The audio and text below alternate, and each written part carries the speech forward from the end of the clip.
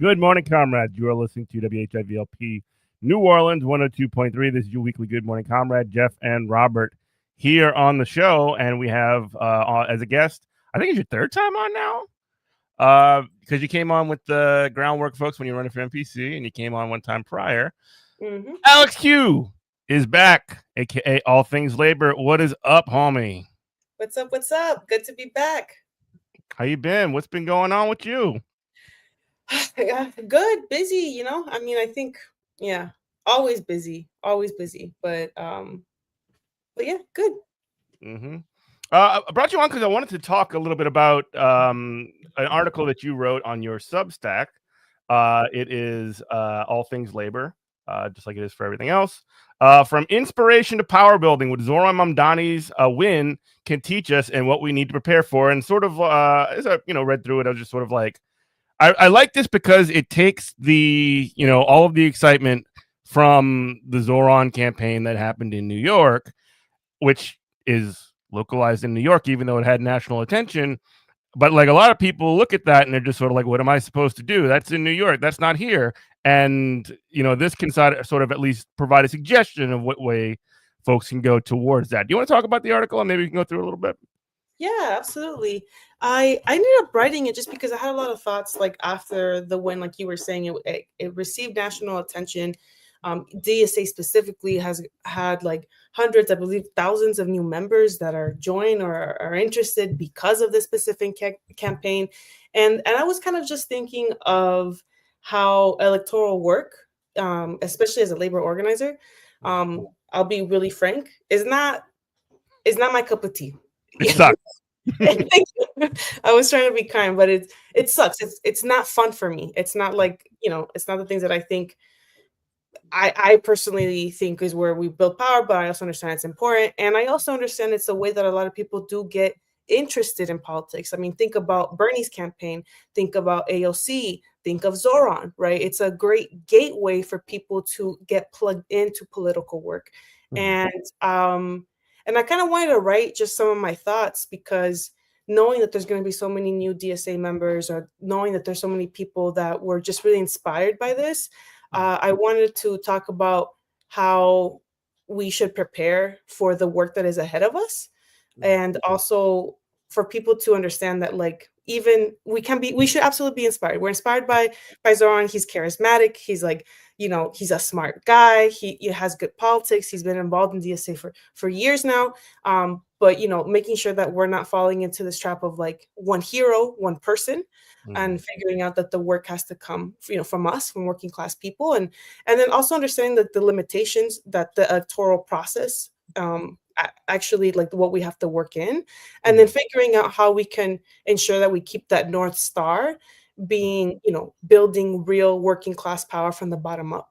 And yeah, so I'm just kind of just writing some of my thoughts, just because I don't want to lose those people in the future when, Zoran's ends up making some kind of decision that we are not going to like. And I just kind of wanted to get ahead of the game when I Yeah. know a lot of people that are chronically online will be like, see, I told you, there you go.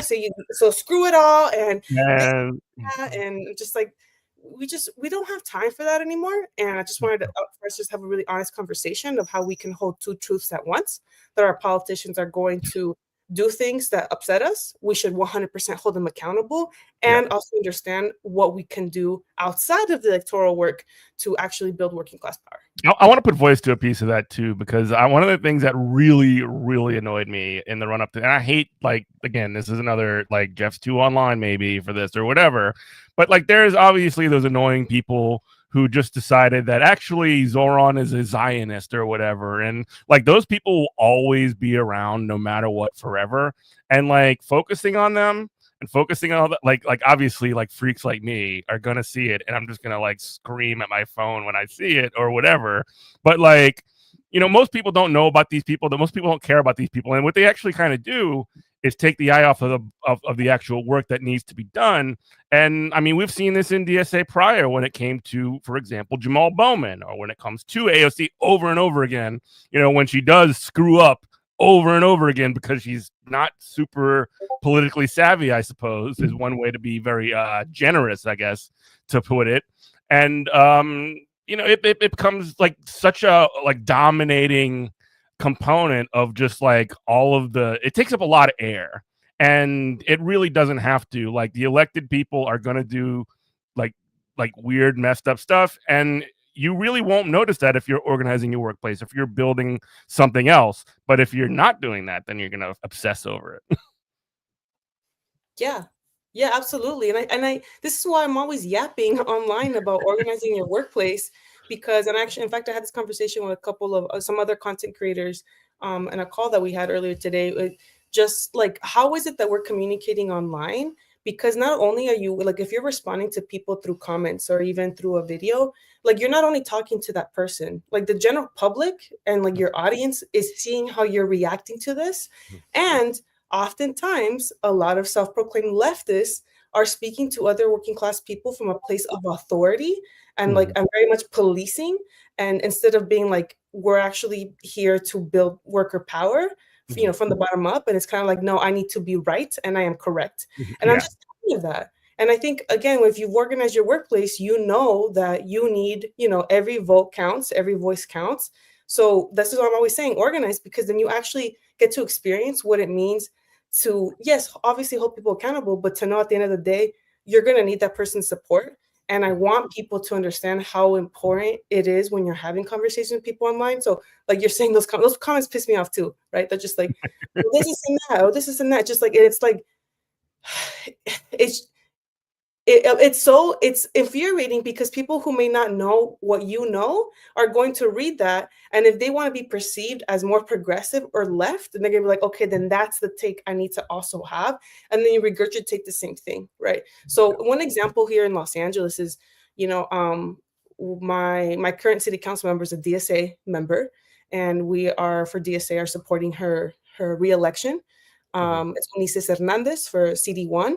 And, of course, she's done things that I also don't agree with. And I also understand that out of everyone who is running for this position, she's our best candidate. And in fact, I would say probably our best city council member as well, including compared to the other 3 DSA members that we have.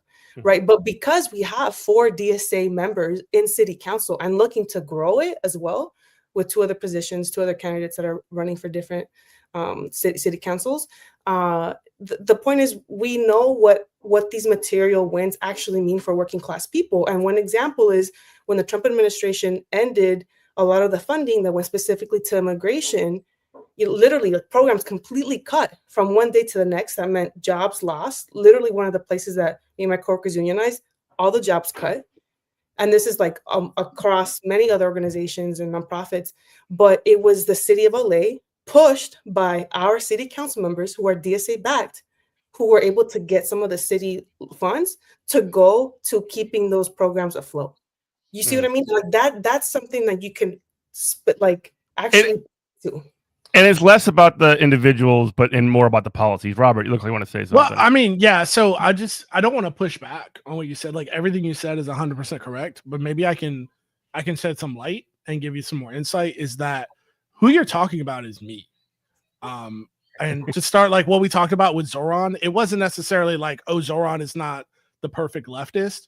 It was like I tell a story all the time. My first vote I cast for president, my first vote I cast ever, was in the United States Marine Corps in Okinawa, Japan, for Al Gore, and it for sure got torn up. And then I was an elected delegate for Bernie Sanders, right? So it's not, and I knocked doors for Obama twice in rural and suburban Ohio, right? So it's like I was, vote blue as it gets. But now I'm at a place where I've given up on electoral politics so much that it wasn't like I had a problem with Zoran's politics. My issue with Zoran was not him at all. It was that, well, okay, great. Even if he does get any traction, they're just going to India Walton him. And like they did try to India Walton him. He fought that off. He threw the kitchen sink at the man, and it still didn't work. So it's like, I shouldn't have been so cynical, but I'm just trying to let you know where like some of that cynicism, a lot of that cynicism is coming from. And then when you talk about online spaces, I go back and forth in my own head all the time. Who am I doing this for? Am I doing this for me because I want to be right? Or am I doing it to change minds? My thing is, as a narcissist, I'm doing this because I want to be right.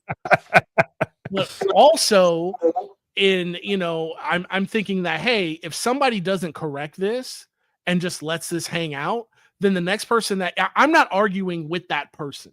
I'm arguing for the peanut gallery, for the audience, because I just don't want an idea to stand online and the next person who just scrolls across it is like, well, that's got a lot of likes, I guess it must be correct. And then that becomes the new normal. I mean, I know this is I'm reaching right now, but you've got, Megyn Kelly, what's got me super upset today, is trying to tell me that, oh, having sex with 15-year-olds is fine.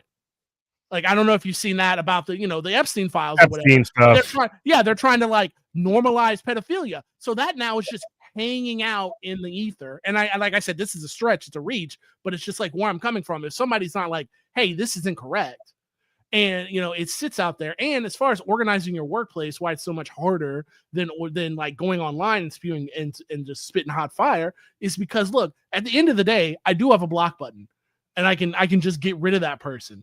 To where if I push a button with a coworker, now I have to work with that person for the rest of the time of that job. So people are a lot more, they're a lot less ready to do that. Yeah, it's not. It's an actual human being that you can actually have to deal with, rather than just some anime profile on whatever social media you happen to be using at the time. So I know that's a lot of what I just said. So and this isn't like a rhetorical question.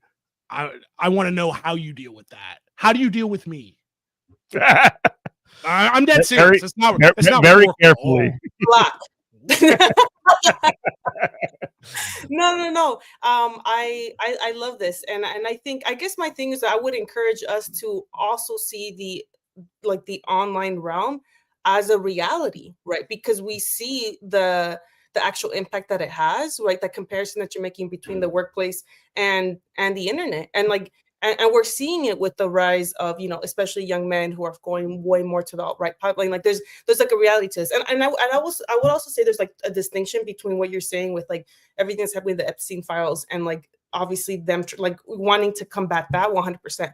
One of the things that for me that cynicism fails to do is mobilize people into action. So especially when it's something that people are being interested in after years of being so disillusioned with any kind of politics, right? So it's like if there's a moment where a specific campaign had such an influence and impact nationwide to working class people all over the country, and in fact I'd say even the world, that people are like, we're so like, I'm in the UK and like Zoran's my mayor, you know what I mean? Like my thing is, I just hate the idea of squashing that enthusiasm when we desperately need more people to be enthusiastic. And like there's only moments in history where we have that. So the point is like, how do we utilize that to get more people to have these conversations, so they can see themselves as part of the labor movement and as the working class structure. Yeah, I do want to bring up another point really quick that you brought up as well, because of the sort of like never-ending sort of the disillusionment that people have. Like we're sitting like, it was less than a week ago, but the way things move, it feels like 50 years ago. But just this past weekend, as of recording, the Democrats, after winning huge concession or huge election victories, just decided that, what, we actually wanted to just give up every bit of leverage that we currently have in this, fight for healthcare in the government shutdown.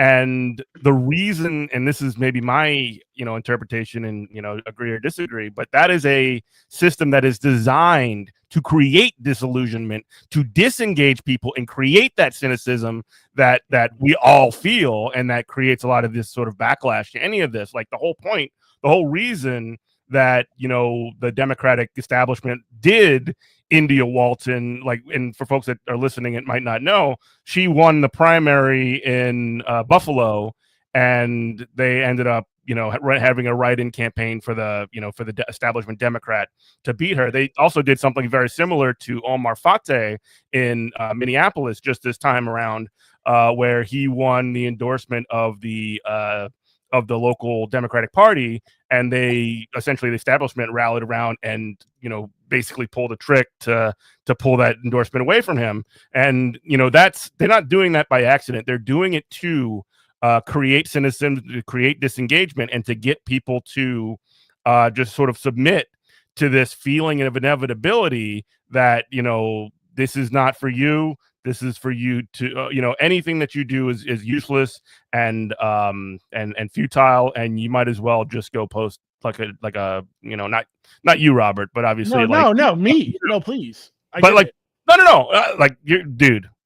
you're better than 90% of the schizo posters online. Sure. No, I get that. But the difference, I think, is between the Zoran Mondami campaign and the other two, India Walton and Fate, that we mentioned, is that Zoran just didn't win a race. He did what we always talk about doing, which I think I'm wrong. He built an army. He built an army, and they took over the Democratic Party. They took over the New York City Democratic Party in all aspects, to where it made them all bow the knee, and to where now you've got the centrist corporate guy, sex pest, having to run as the independent and getting no love from the mechanisms of the New York Democratic Party, except for the worst possible places from corporate interests, which just make him look bad anyway. And that's the difference. Zoran really didn't try to play. He didn't try to color inside the lines. He said, no, we're just taking it over. Mm-hmm. So I also want to add that actually in the calls, one of the organizers and members of DSA NYC said they had 104,000 volunteers that were part of this campaign, and they knocked over 2 million doors. I mean, I know people from LA, from DSA LA that flew out. I mean, I flew out. I had my button that whole weekend, right? Because there was so much enthusiasm. And one thing that I want to say in this space is that oftentimes I'll meet people that will be critical, for example, of DSA. And look, I will be honest, as a member, I am incredibly critical of DSA. I am mad half of the time. 50% of the time, I am upset. Like I'll get upset in my union, right? Yeah. But does that mean that I'm going to leave my union? Absolutely not, right? Because I understand these are mechanisms and vehicles to actually build power with other working class people. But I wanted to bring up this argument that I hear often, which is, well, DSA is just the Democrats, or the DSA will just tell you to vote Democrat. And I want to set that straight, because it's, in order to get the endorsement of DSA, you have to be a DSA member, right? And it's not only you become a member and then you get the endorsement. Then the chapter has to vote to, one, see if you want to get the endorsement, and then take another vote to see who actually gets the endorsement, right? So it's incredibly democratic. There's forums, there's conversations about this, and the reason why they end up running on a Democratic ballot is because what Zoran did, like you were saying, Robert, was able to take over the Democratic, the primary, and then there are people who will still vote blue no matter who. And if you canvass, you'll know that's true. I was in Arizona canvassing last year, and we knock on the door, and they're like, "Hey, I gotta go. I'm running, but don't worry, I'm voting Democrat." I'm like, "Girl, there's 3 Democrats. There's 3 Democrats. Right. Hold on, let me tell you about this one who's the most progressive." But you see what I mean?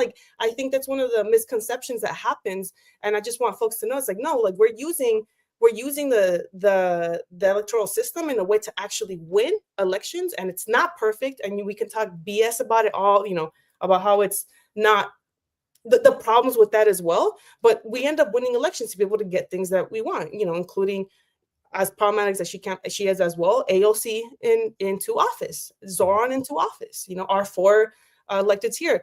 Kelsey Bond, who just won, became the first DSA to win in Atlanta. I mean, this is the South, absolutely. And I think that's just a really important part to kind of just talk about, because then a lot of the comments online are just they'll just tell you to vote Democrat. It's just that's not true. Yeah, and just to put ammo into what you're saying, Jeff and I have this conversation all the time. We'll talk about, oh yeah, DSA sucks and this and that. But if I had my choice and I could just hit the SOCDEM button, and it would just, the United States would become SOCDEM overnight. Yeah, there's issues with that, but I would hit it and then be like, yeah, we're moving on. And then hopefully the kids can come after me and be like, you're a crazy old centrist fool, and that's why we're pushing for full gay space communism. And I'll be like, cool, tell me where the gallows are so you can do your business. You know, like, great. That's the world I want to live in, where I'm being told that I'm a centrist now. Yeah, mess me up, Robespierre. Yeah, no, exactly. But no, so I get it. Yeah, I get it completely. But it's just, I struggle with what I struggle with, and I even called Sam Cedar once many years ago. It's like with a burning thing. And he like yelled at me and I yelled at him back. And I was like, look, man, I was like, I'm a man here with one vote. And that's all I'm worth to a politician. It's one vote, unless I have a ton of money, which I do not have. So if I cannot threaten them with my one vote, what do I have? If I have to go vote blue no matter who and just keep doing harm reduction over and over and over again? And I'm not even saying Zoran is not harm reduction, not at all. He is me hitting the sock them button and that genie walks through the door. Like that's for me. But I'm just saying, like, if I cannot withhold my vote, then what leverage do I have as a voter? But then I do see the other side of that, to where like, well, then it's not going to matter because elections just keep taking place in material reality. And if you're not in the game, you know, if you're not at the table, you're on the menu. So it's like, I personally, and this is again not rhetorical, I don't know what to do with that. Well, I mean, the reality is you don't have any leverage. I mean, unless you have an organization or power with either yourself in your union or in an organization that you're a part of. Like, any individual is just isolated and screwed. I mean, there's no power in one. There's power in many. Exactly. And I feel like that, so that's one component that we think in terms of our power, right? Which is like our voting power. And this is why it's also just so important to build up our unions personally. Is like, that's it, right? I mean, unfortunately, like someone told me, a professor told me of labor the other day, that union density went down again, right? Surprise, surprise. It's for private sector work, it's I think 6% now, which is insane. And it's 30% for public sector workers. And it's so scary. And it's like literally like being held by like the tiniest like string right now. And if we think about like when you're saying, Robert, like, well, what is that can do with my one vote? I mean, this is the power of like numbers. This is the power of unions, right? Being able to collectively decide. But the problem is we're constantly just fighting each other. In fact, the Starbucks strike started today, right?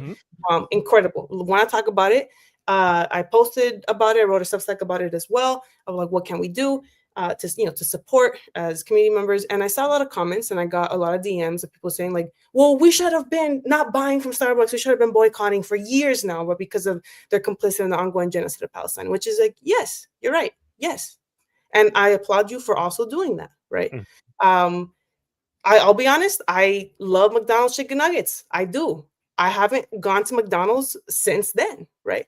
But a lot of these comments, for example, will be like, well, those workers should no longer work at Starbucks. And I'm like, do you see how you and your thought of trying to be so progressive, quote unquote, or so left are punching down to workers who are trying to fight the same company that you don't like? Like, we forget that in the intersectionality between labor and all of the different issues that we care about. It's just like, I wish people would not be so short-sighted to understand if we support working folks that are striking, they get more power, which means you take more power away from capital, which means that we build more labor power. So therefore, when just like with South Africa, we're able to actually put pressure to end the apartheid. So imagine what we do when we build more power. We get more progressive workers like Starbucks workers to be part of labor, like the labor movement, to actually demand and have the power to change that. But now you're online going boom, boom, boom, punching to the side, punching down, saying like, well, screw these workers. What is like, what's the plan here? What's your PO box? Like, what's your Cash App then? So I can send you my rent. Like, you know, like, what's your Cash App so you can hit me, you can break me off? Like, what are we talking about here? No, 100%. Yeah, and on the Starbucks thing too, I think it is also, and on generally, like, I don't know, man, like Starbucks workers, McDonald's workers, like we live in a capitalist system where like you pay taxes. Why are you paying taxes to a country that has the biggest war machine in human history, that bombed Japan twice, that has, done, endless destruction across the world? Look at you. Why don't you boycott and not pay your taxes? Why do you, it's a question of like, why do you participate in society? Like, you need a job to survive. And like, some people work at Starbucks, some people work at, Northrop Grumman and all these weapons manufacturers. Like, there's like, and I'm not saying necessarily that they're all working class or anything like that, but that's like, what I'm saying. There's a distinction. Well, I understand you were being hyperbolic. I get it. Well, what I mean to say is that there are like, there's a difference between Graham Plattner being in the Marine Corps and Graham Plattner being in Blackwater. Yeah, there's a difference. One is the poverty draft. One is let me be a. Well, let me elaborate on that point too, because like obviously like there are like low level like, well, factory workers. Obviously, that's something that's decreasing and being outsourced as well. But my point is that people have jobs, and I don't agree with my employers. I don't think I've ever agreed with any of my employers on like a lot of stuff. to be very generous about that. Sure, no, for sure. Yeah, it's a sticky wicket, like for sure. Like I'm 44 years old, and I have a hard time navigating it.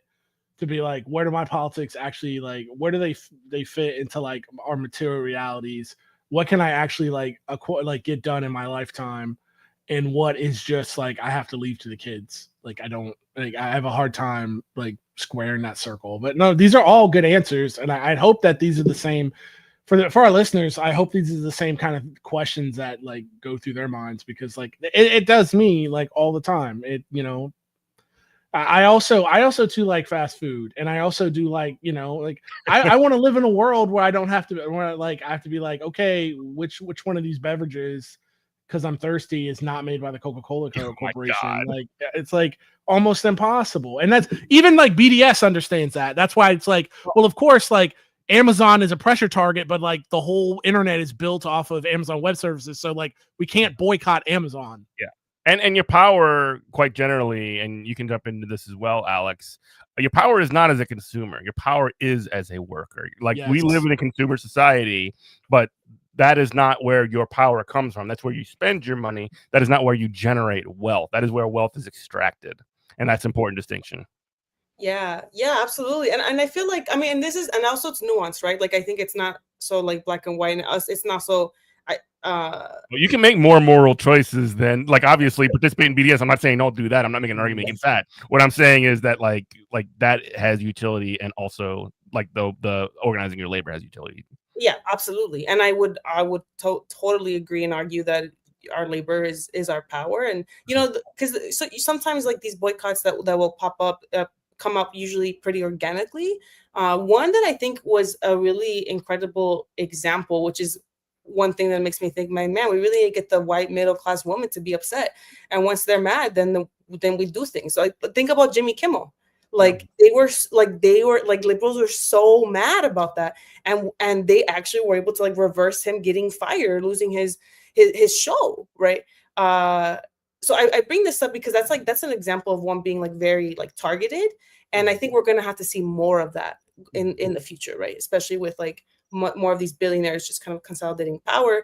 But one of the other things that we can do beyond like the electoral work is like what you're saying, Jeff, which is what does it mean for us to withhold our labor, whether that's through strikes or whether that's through sick outs or whether that's through whatever it may be. But I think we need to start thinking really creatively of what that's going to mean to really like stop the economic machine, because that is when we stop making them money is when they get really, really anxious.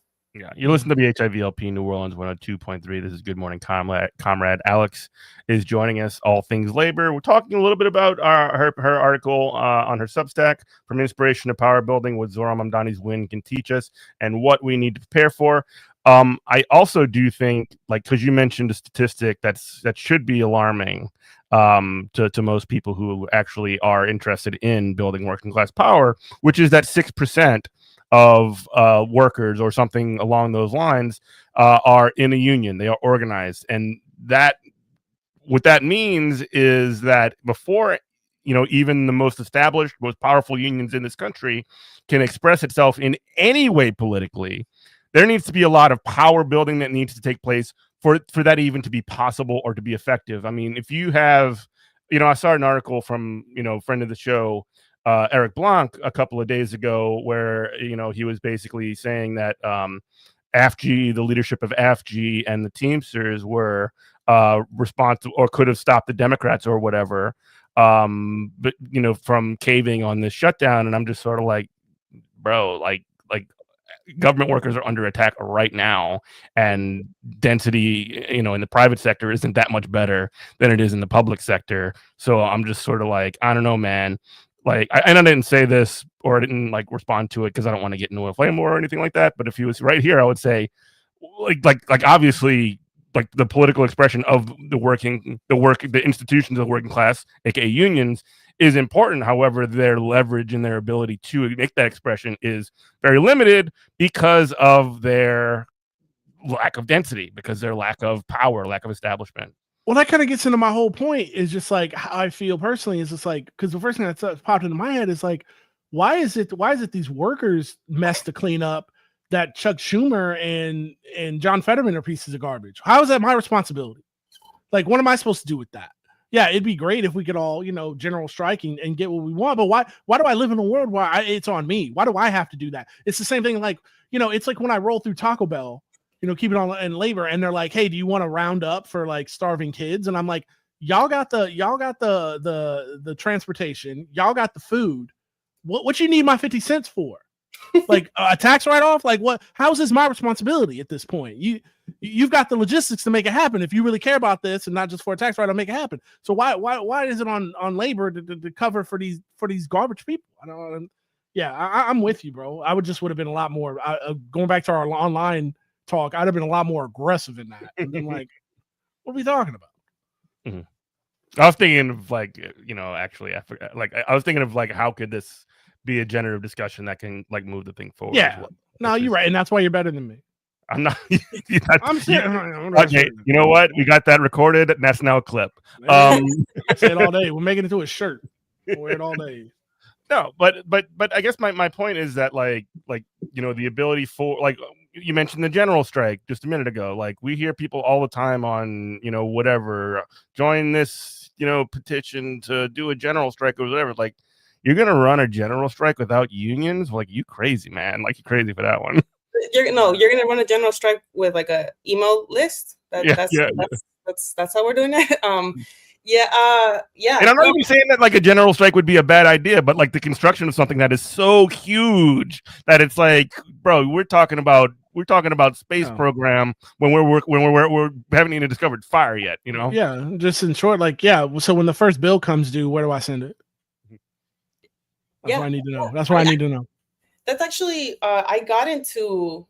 I think I've told you, Jeff. I haven't told you, Robert, but I don't like getting into arguments online. I don't think it's helpful for the working class, because it's usually other working class people. It's not like I'm getting in an argument with like Elon Musk or Jeff Bezos. Right. I mean, I would, I absolutely would, but no, that's not happening. But there was a time where they were really throwing out this word of like, we need a general strike, and it was like people who don't have any skin in the game, people who were like who would not be the workers striking.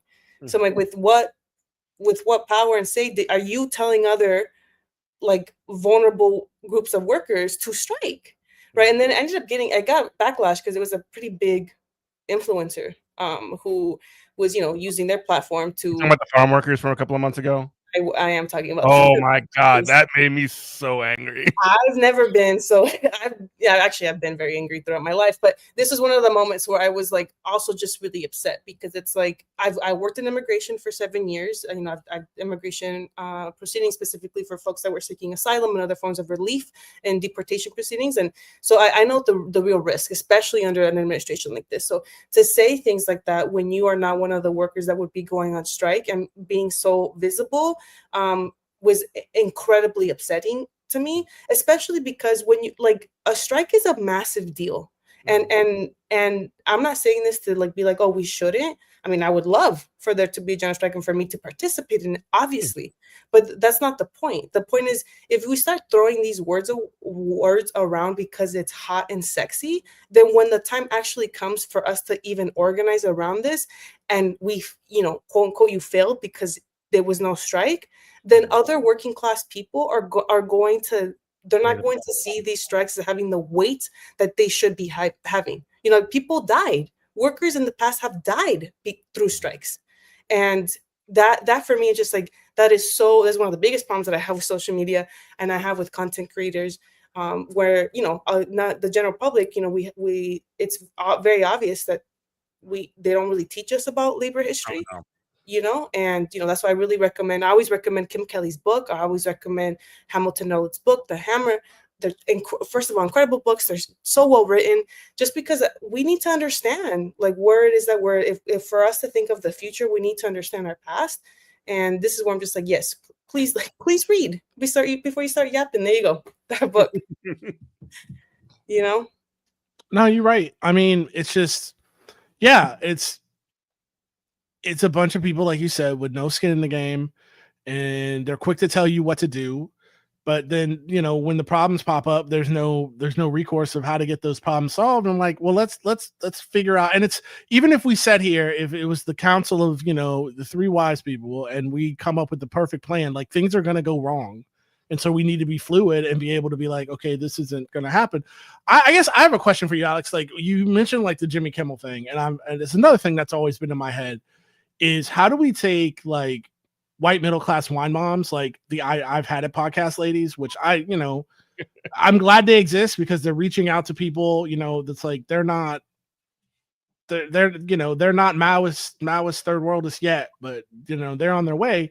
But how do we convince these people who have been activated? Maybe they've gone from the No Kings protest, maybe they're like gone and now they're like in their first DSA meeting. How do we get through to them? And bluntly, I think it's like this. Like, look, you have all the trappings of privilege, and let's say, like, I'm thinking in my head, I've Had a podcast ladies, privilege and white supremacy. And this is a wonderful thing that you have, a weapon that you have that you can turn against itself and turn against the establishment. But what you will not do, you have to understand that you are our attack dog, and you are out there to shield us from, to go on normal corporate media to spread the true gospel of the DSA and SOCDEM and third world Maoism, whatever. But what you will not do is you will not take this thing over. You will not co-opt it into something we're going to push halfway and you're going to be like, well, great. Didn't we get what we wanted? No.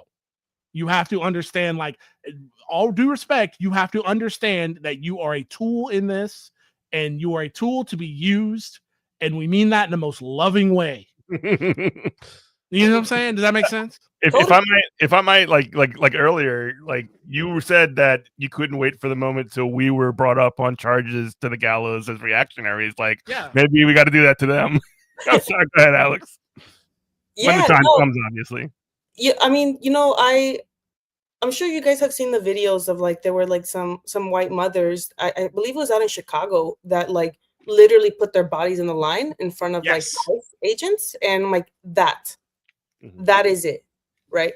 And more of that.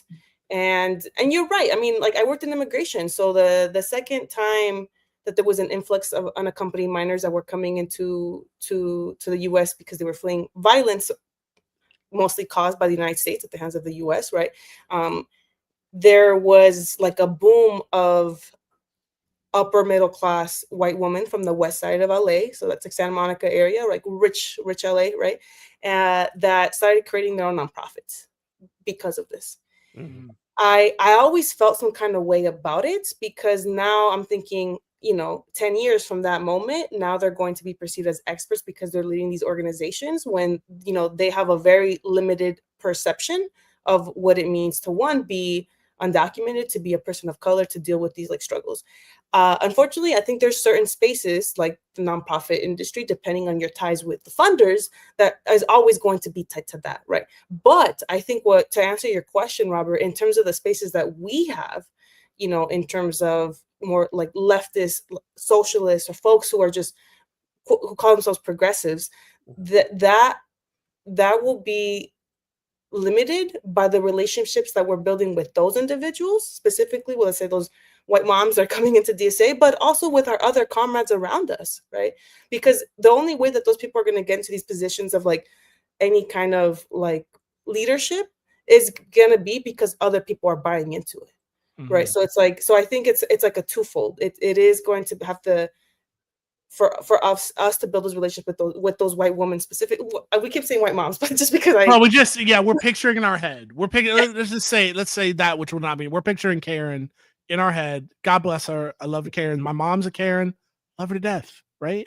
But like, that's who we're talking about. And when I mean that, it's not even like a mindset. It's, I think I answered my own question in my own head while you were talking. Is like, maybe we need to go back and figure out how Martin Luther King did it and how the NAACP did it, because like the Freedom Riders and the white kids who marched in Selma and the SNCC kids and all that, like they were ready to die.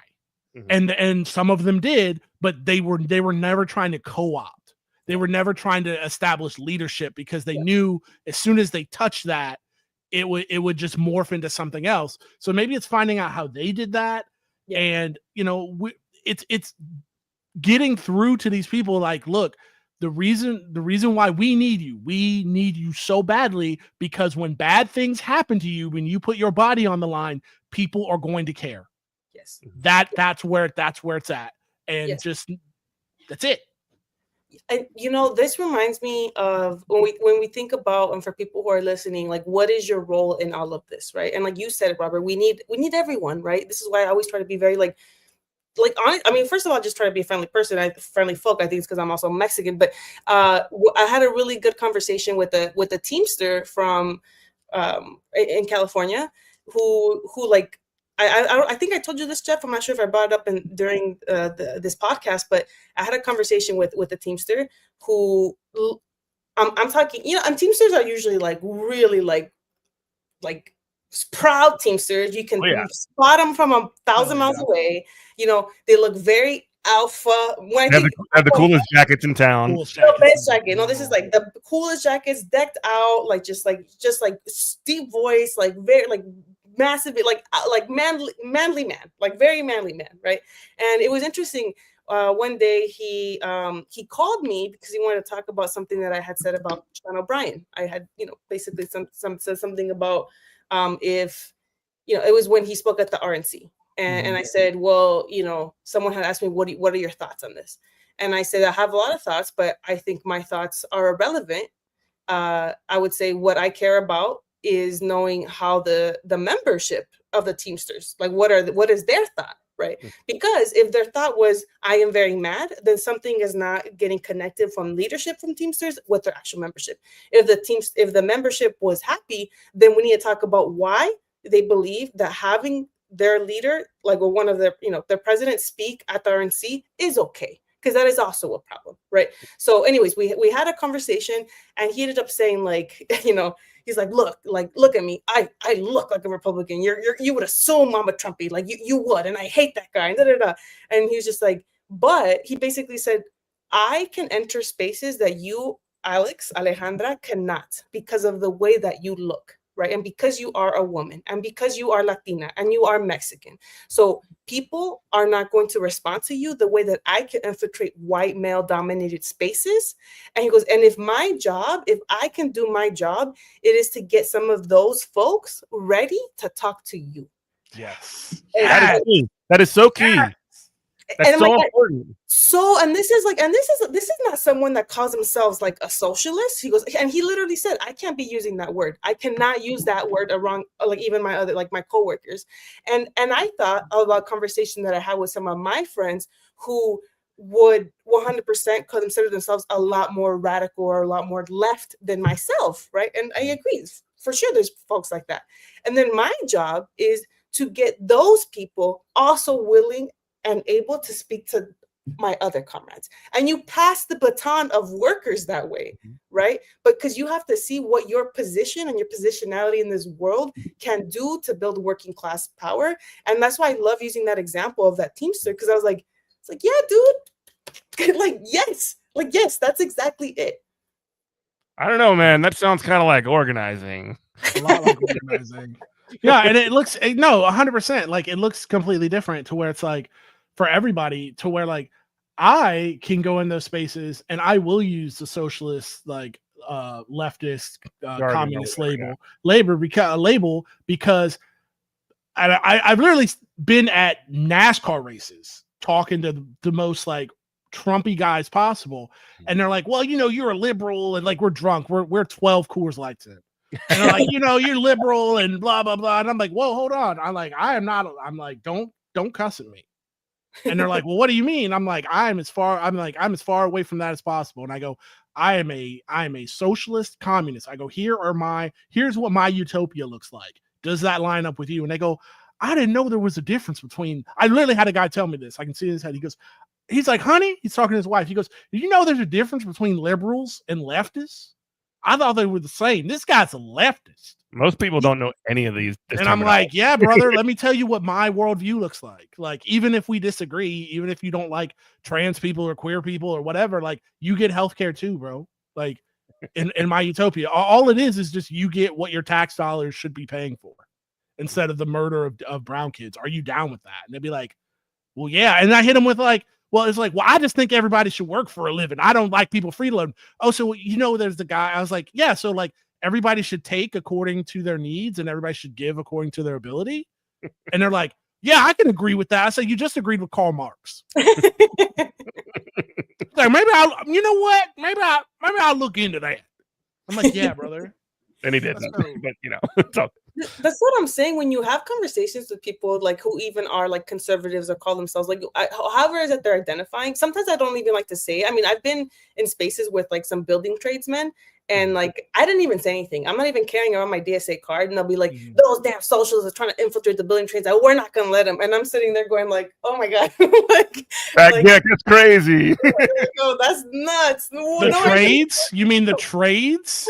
The union? The collective labor? I was like, yeah, yes. People are so brain broken. Like, yeah, I know. And we've got to like show them the light, I guess. Or something. Yeah, but the thing is, like, I wanted to say is that when you actually have conversations with these, I mean, besides, and not that I'm diminishing this, these are issues that we also have to deal with. Mm-hmm. Like when you can put to the side their racism, their homophobia, like all these things, they actually have socialist values, right? And how many times have you said that? Unfortunately, it's like, because of these other things, and I this is why I think it's out of fear, and I think it's also out of the right is so great at being able to like really depict an enemy, because then that way if you're saying it's the gays' fault or it's the immigrants' fault, they're the ones taking your jobs, then you are not paying attention to the fact that the people that actually have power, which is capitalists, are screwing you over. And so now, because you feel that you have the power to punch down to other workers, you don't feel as bad about your life, and your life that is consistently being worsened because of the people that have all the money and that have all the power. Well, to take from the right wingers to steal from them, it's the tyranny of low expectation, because these people can't they can't dream of anything better. So it's like I can never punch up because I can go nowhere. So the only thing I can do is punch down. And it's like, I think it's about finding the chink in that, like the armor of brain brokenness, the armor of like right-wing propaganda, and just firmly like planting your wedge in there and just slamming it. So with the NASCAR guy, first thing I'm gonna talk about with the NASCAR guy, I'm like, you know how the sport got started? It was bootleggers who were running liquor and they hate the cops. What are we talking about? Or I'll dox myself a little bit. I work for the fire department. I've had this conversation at work. I go, and they'll be talking about, I don't like communist, socialism, blah, blah, blah. I'm like, I'm a commie. And I'm like, do you know why you work? This engine house you work at is called a fire company. You ever wonder why it's called a company? And I talk about, because people used to have fire insurance. And then we figured out if a fire is raging and those people don't have fire insurance and the fire company doesn't put it out, it goes over to your house next.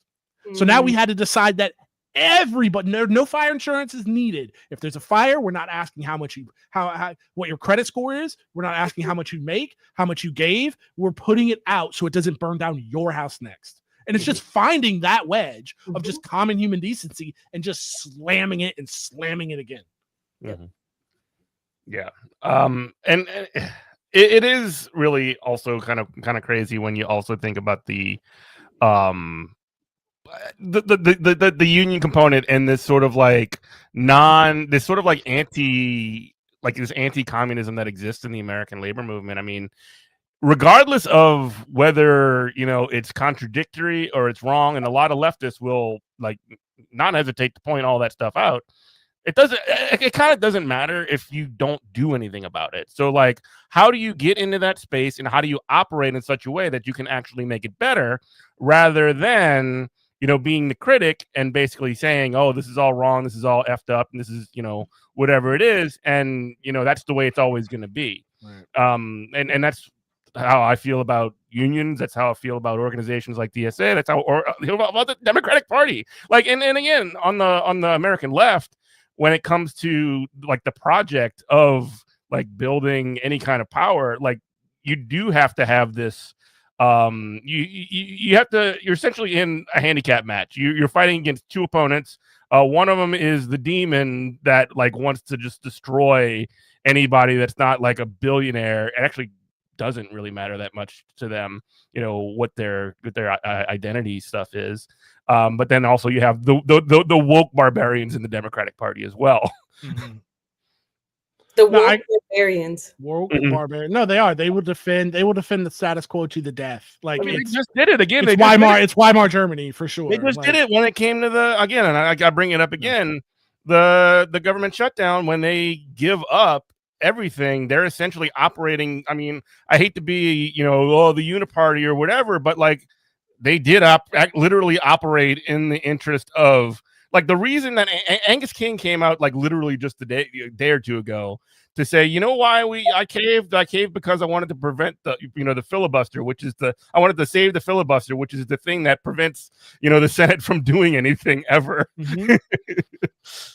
Yeah, I mean, we're pretty sure, like we all three agree here, and like I'm preaching to the choir, but like as crazy as I come off, to normies or whatever, like I'd like to think I'm not unreasonable. Again, if I could hit the sock them button, I would. And like my wife and I were just talking about this, it's like, oh yeah, get the guillotines for all the CEOs, and I'm like, yeah, but if we lived in a world to where, let's say, the Walton family, Walmart, and instead of making the top of the Walton family, instead of collecting a check that's 500 times or lower the guy who stocks shelves, if it was 25 times and that guy who stocked shelves didn't have to rely on public assistance and had and there was a chicken in every pot and a car in every garage and the house that you could afford without a 50-year mortgage, I would be okay with that. Yeah, we can still push for more, but like let's start, I would be like, okay, like let's start on just getting everybody a decent, reasonable standard of living.